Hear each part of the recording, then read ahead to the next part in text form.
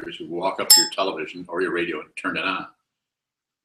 It was that simple. Now you have to go up and find which control, and then you need a control to find the controls. I don't know if you're experiencing that, but it certainly is a challenge. Huh? I guess somebody should be able to get that fixed. Yeah, somebody should be able to. I agree. That's well put. And somebody should be able to stop all the wars in the world. I would start with that. Stop the wars first, then work on the. Maybe I should start on that, but I don't know. I don't know. Well, if somebody comes in with executive ability, anybody here? Am I supposed to start now? Oh, I am. Is this running? It has been for the last 2 minutes. Okay. So today, have different topics each week, of course, and some of them arise when I sit up here, and some of them are kind of planned, and sometimes I relate to questions people have, which is a good idea because that way we're actually talking about meditation or this kind of practice relative to the things that come up in our lives. So Jay Loshart, a student of mine who is a young fellow, lives in Kalamazoo and is studying at Western, sent me an email this morning.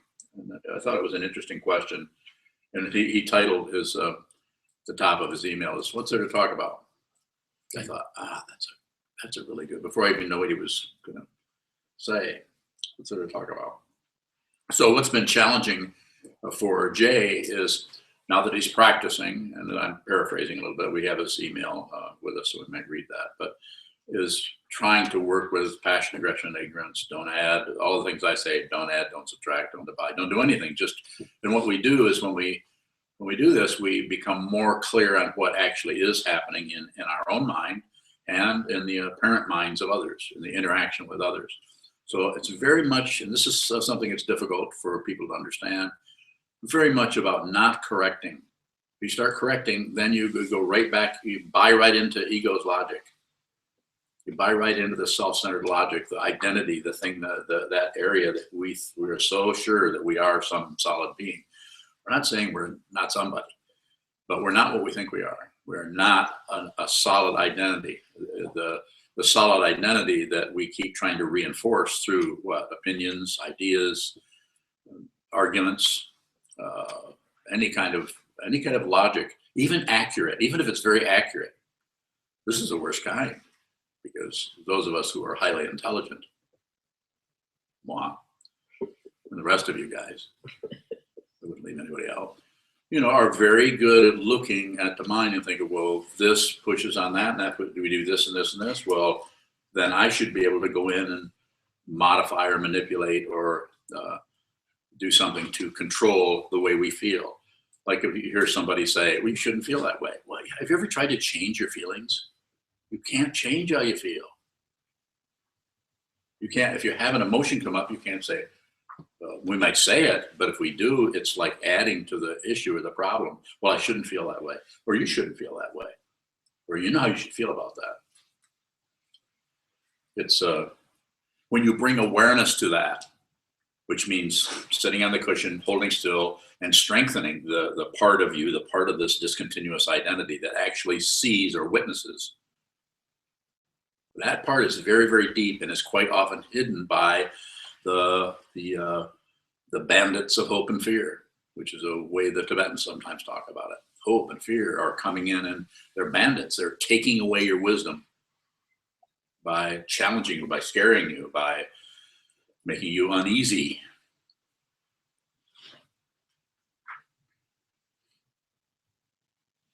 So let's read. Do we have it? Yes.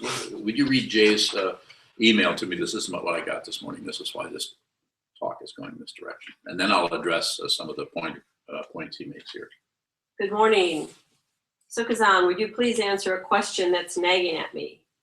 If I don't have opinions and positions, if I don't accept, reject, or ignore, then what's left to talk about? Okay, we'll stop right there. Mark your place so you can continue. So it is not, it's very easy to misunderstand. It's not about not having opinions. It is not about not having not about any of that. It's not about being some person who never has an opinion, who never has whose thought processes have practically vanished. It is not about that. It is always, always, always, and always, always, always about awareness. You don't have to change anything. Isn't that great great news? Or I mean, it was to me, but it just took me decades to realize it. You don't have to fix anything. The labor involved and the energy and the attention involved in fixing it just keeps stirring it up. It just keeps stirring it. Please don't do that. I'm not saying there's a little bit of that at the beginning when we start to practice. Sit down, hold still, don't add. When I say don't add, don't subtract, don't divide. When I say don't participate in the three poisons, I know you can't help it.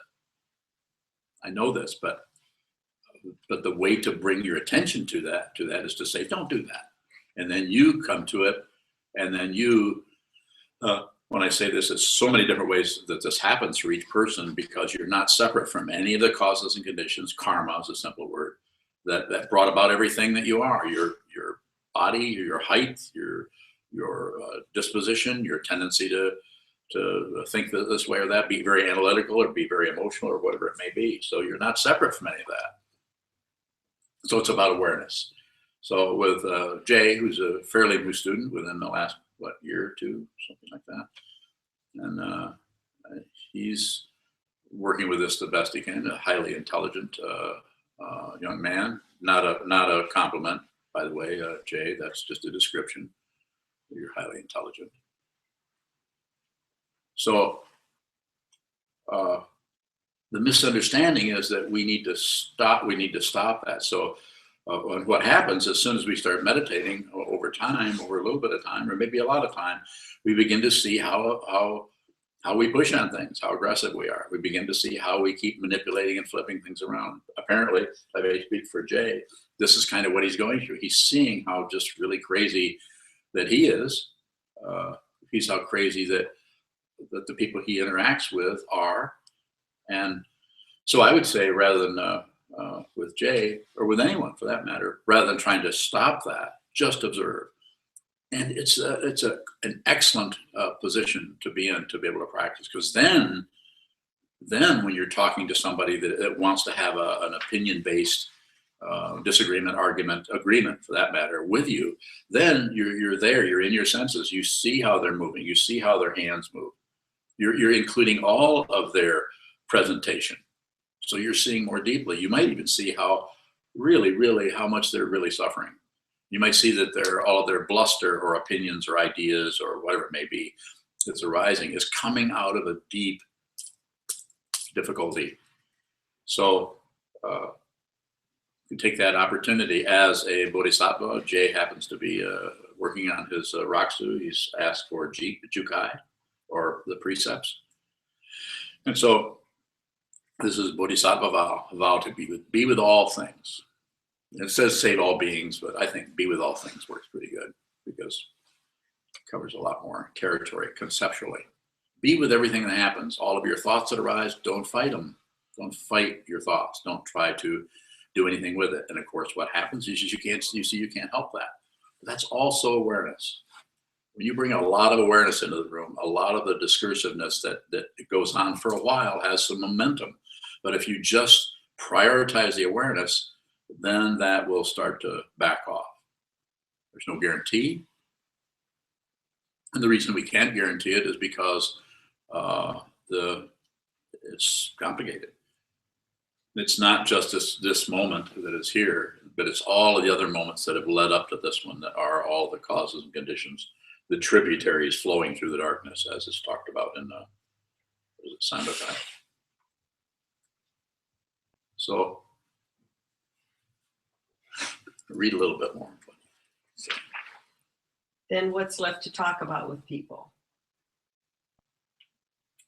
Unsolicited background. I sincerely think I'm losing the ability to have casual friendships with people. Mm-hmm. The relationships I do have are stronger and less distracted than ever. But I'm also starting to feel as if I'm speaking a different language than everyone else. I don't have opinions on, positions about, or interest in Snapchat, Instagram, etc. I don't know how to interact with people on a surface level anymore. When I try, it just feels disingenuous.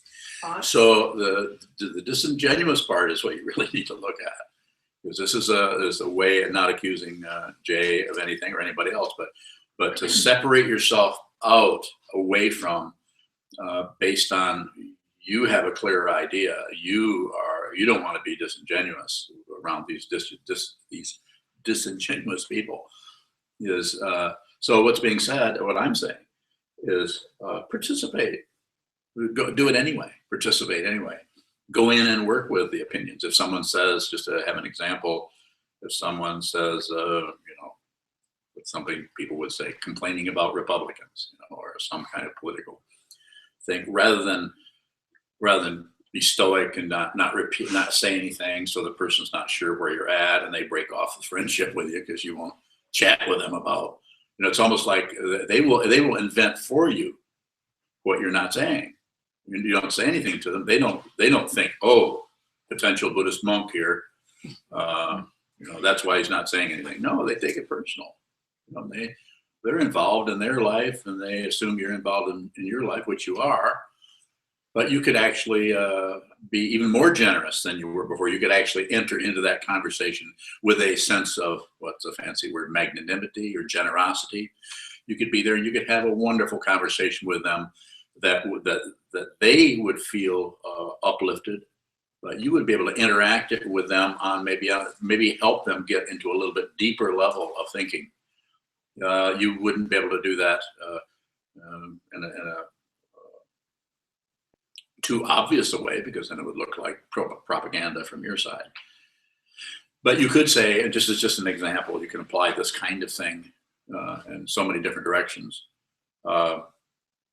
Somebody says something about, Republicans are doing this and that, and then you'd say, how do they get voted in? And then you might say, it's interesting how people will.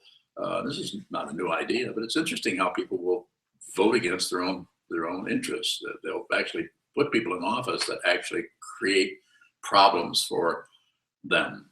This is happening all over. If you watch the news at all, it's pretty astonishing. So you could still, rather than take some kind of a high road where you don't have passion, aggression, and ignorance anymore, you don't have that. I'd say this is a very key slogan that I didn't invent it. It's been around for a long time. I just stole it.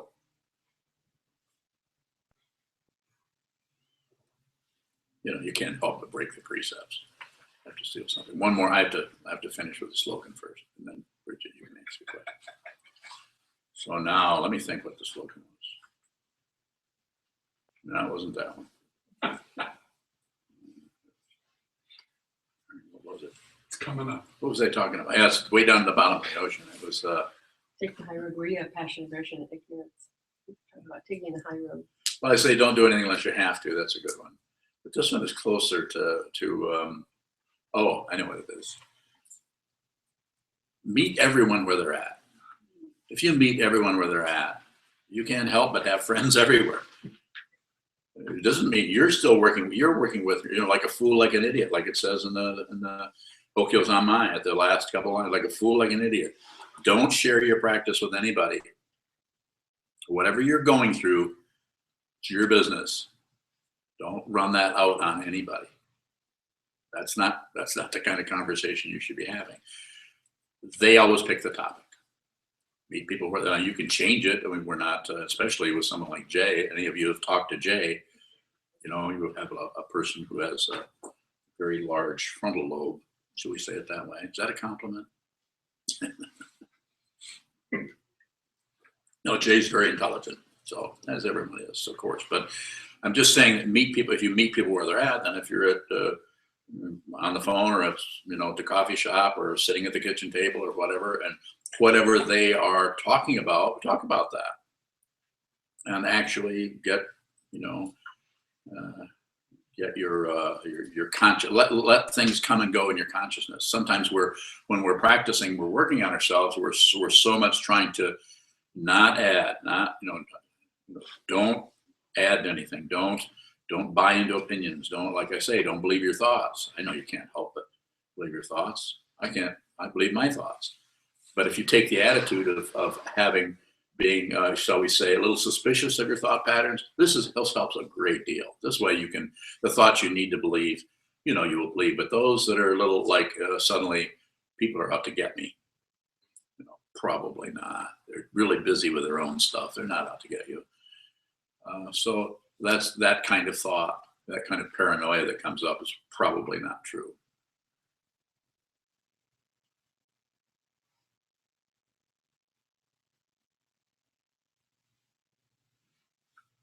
Are people out to get you? Okay. Yeah, okay. Okay. So, okay, Bridget.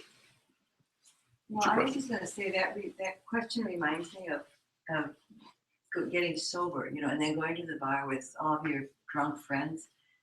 And at first it's going fine, but as they keep drinking and you're sober, all of a sudden you really are in a very different place. Uh-huh. And the way that you're to go through this process of the spiritual path is like getting sober, and you're now the people that you used to be hanging with really are What's your leaving question? in a I different understand place. what you're So saying. the question is, I don't know if it's a question as much. But you need to have a question. Go ahead. I understand what you're saying, and I think everybody does. But what's your question about that? There's really good questions. What I'm thinking about is what I'm sensing is kind of a mourning here of not being accepted by these people who used to accept me when I was like them. Yes. And now I'm different, and so I'm mourning that. So then the question would be, how do you work with mourning? Got it. Okay.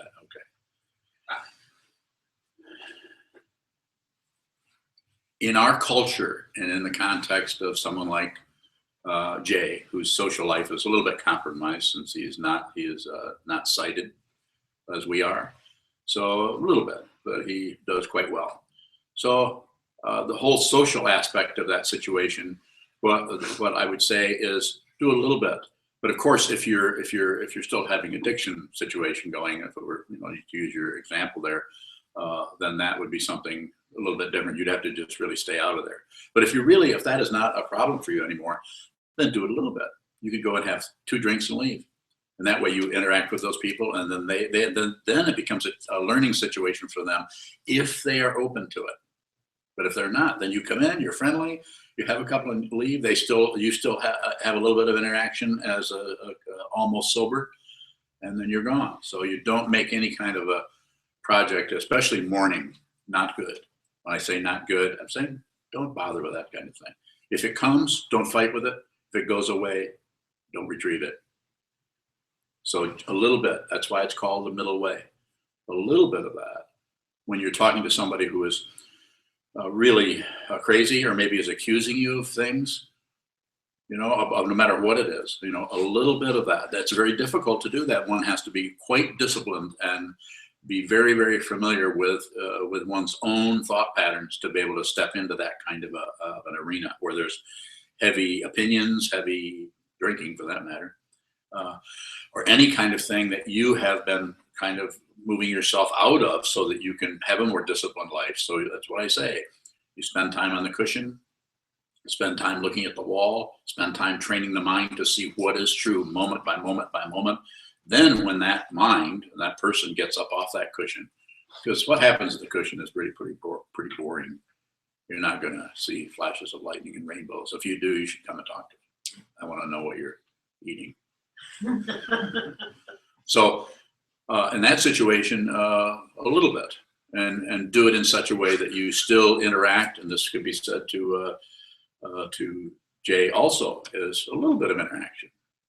And if you really are concerned about the person, then if this has actually become a bodhisattva path, or save all beings, or put everyone before yourself, then you don't mind getting your hands dirty everywhere, because your primary job. You're no longer trying to pull yourself by your bootstraps up into enlightenment. you're done working on enlightenment. You're only about serving others. If you're always about serving others, you don't have to worry about it anymore. There is no self to get rid of. There's no ego to get rid of. Yes. Jay was talking about how these situations are starting to make him feel disingenuous, and you said that's what he needs to look at. What is that disingenuity, and where is that coming from, and how do we look at it? So what was the first part of the book?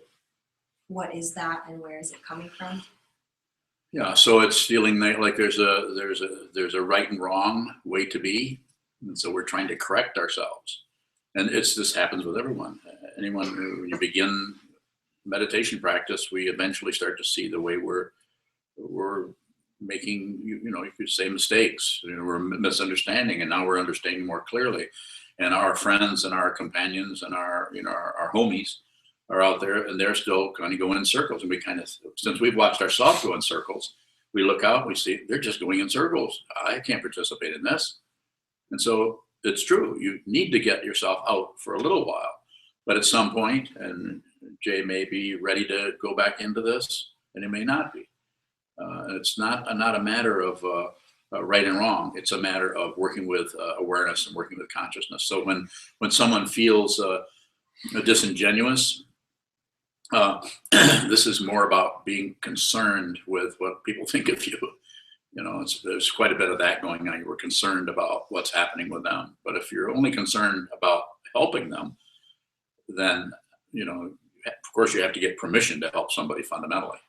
You get permission, then if I get permission, I tell people to go sit. But if I don't really have permission, then I work with them where they're at. And I would listen to their ideas, and participate a little bit. I don't mind yelling at the president. There is no such guy. There's no such yeller. Old yeller. Old yeller. There's no solid being. I'm not saying that there is not an identity that looks like it's doing wrong or adding to the passion, aggression, and ignorance. That's true. More awareness. More awareness. Otherwise, we're always kind of making we're special, and I'm not accusing Jay of anything.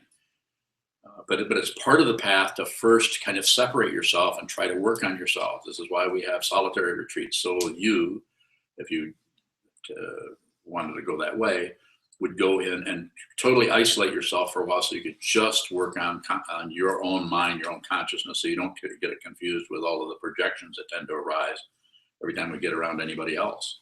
You actually are by yourself, and if you're having trouble, well, we know where it's coming from. It's coming from this particular matrix we call consciousness. So,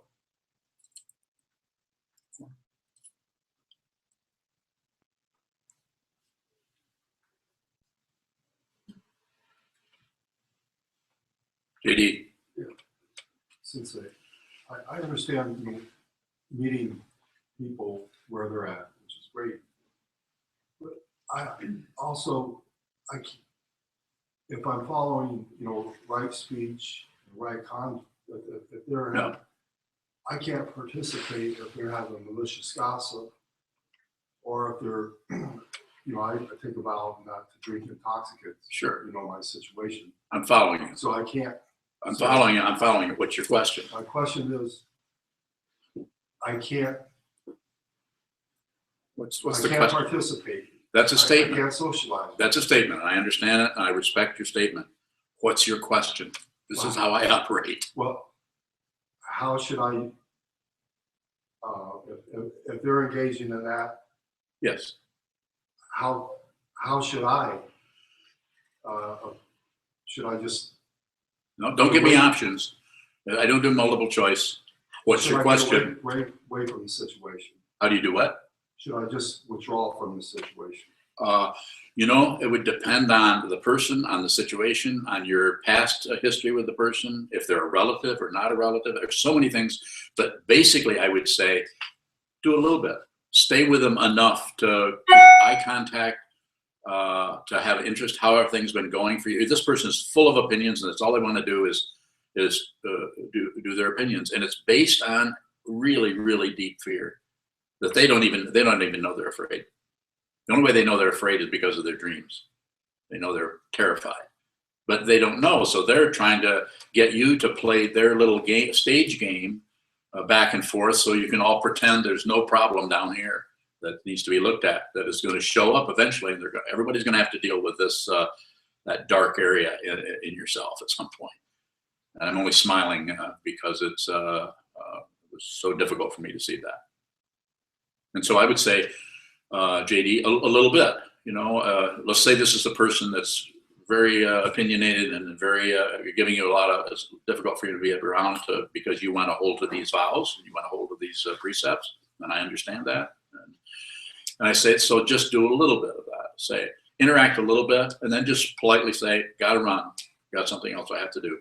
This is why the precept of telling the truth, you can only observe precepts. You cannot follow. They are not rules. There are times when you need to lie in order to save all beings. In order to begin to actually fundamentally help somebody, you have to say, you know, I have something else to do right now, so I'll have to talk to you later.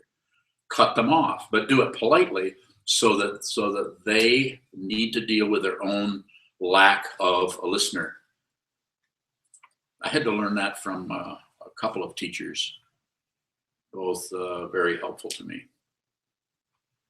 Lack, not being able to have it. Does it make sense to you? Yes. Okay, so a little bit, and then go back to your. But you know, it's not like you're giving up your practice. But you're realizing they're suffering, so I need to talk to them a little bit. So they always have, because you don't want to break off contact with them.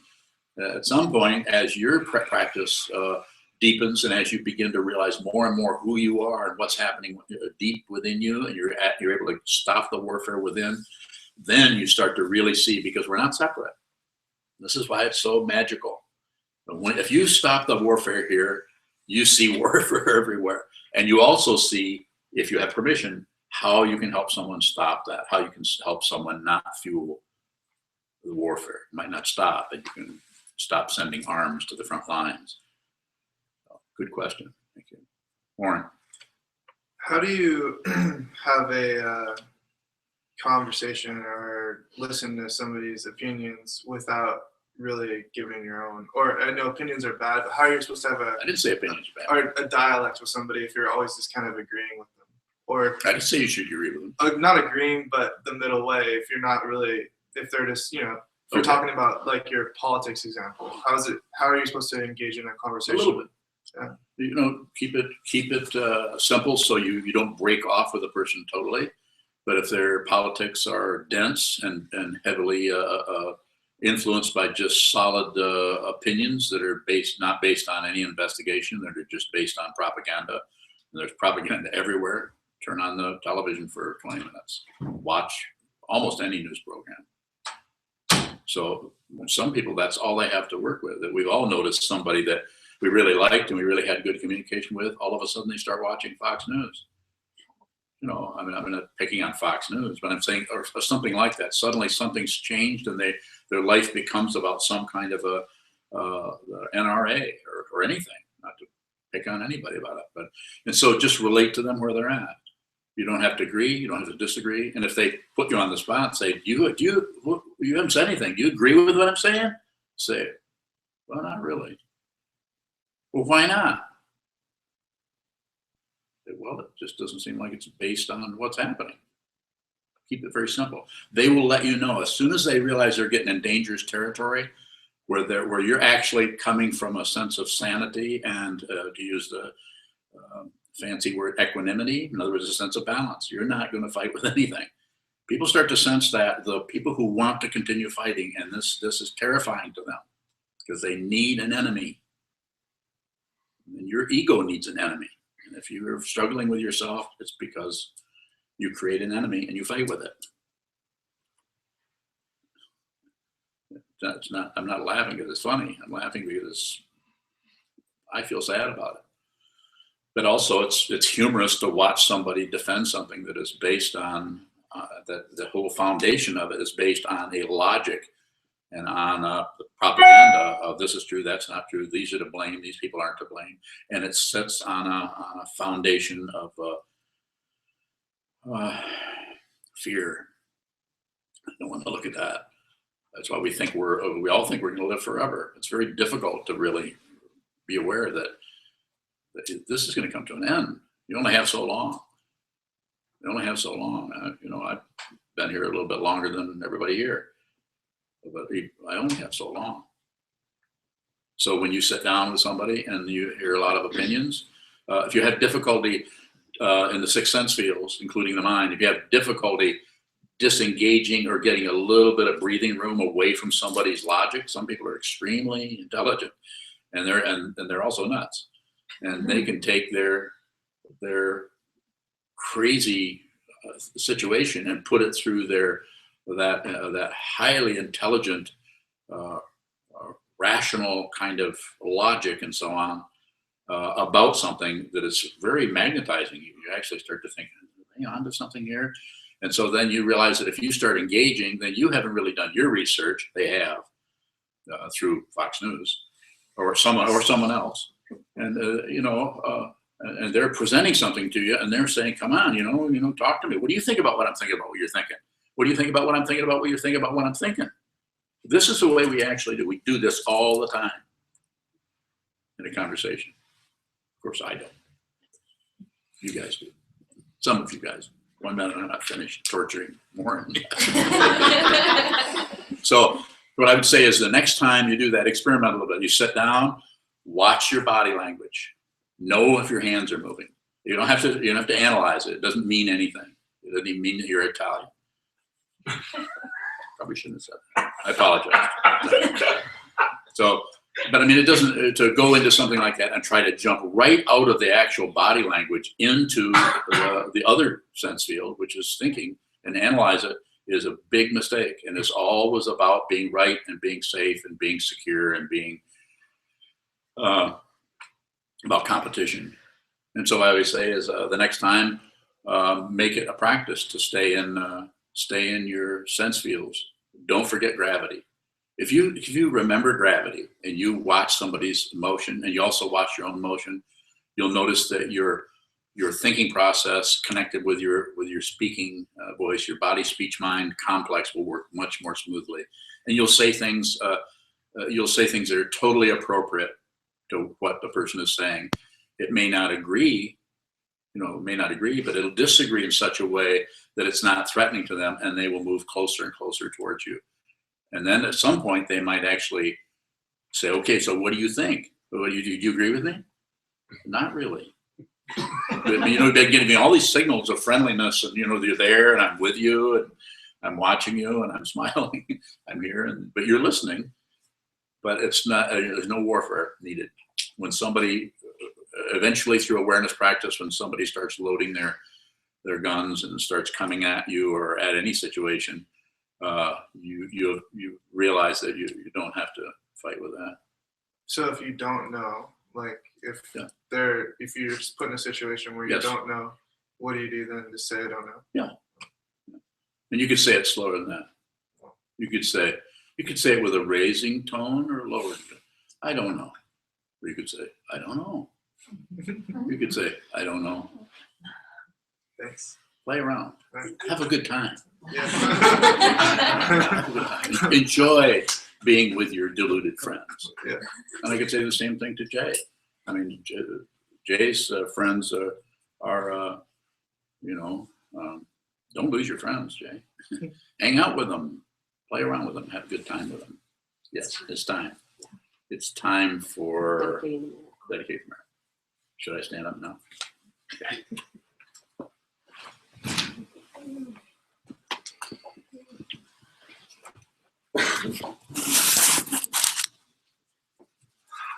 We do have donation boxes at the back and hallway. Greatly appreciate your donations.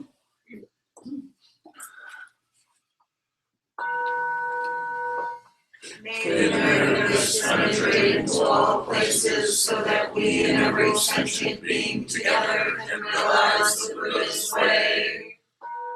Jiro San Shi Shi Shi Son Gu Sa Mo Gu Sa Mo Gu